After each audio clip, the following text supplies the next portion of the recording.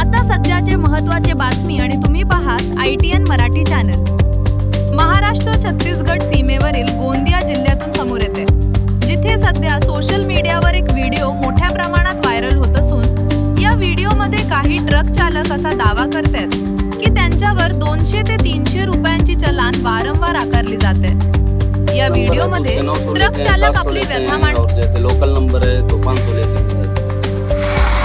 हमेशा लेते हैं। हमेशा वो डेली का किस बात के पैसे लेते हैं? आएंगे जाएंगे उतने बार। अब ये सर जी हम लोग ड्राइवर आदमी, हम लोग को क्या पता, आप जो बोलते हैं। हर गाड़ी से लेते हैं 800 900 रुपये लेगा और 200 रुपये काटेगा। अच्छा, हाँ, क्यों गाड़ी में ज्यादा माल है क्या? नहीं माल का कोई मतलब नहीं है। हाँ। और जो फोटो का बोलते रसीद कुछ नहीं देते, खाली फोटो का पैसा लगता है। त्याच वेळी कोणतीही कारवाई पारदर्शक, कायदेशीर आणि नियमबद्ध असणं तितकंच आवश्यक आहे।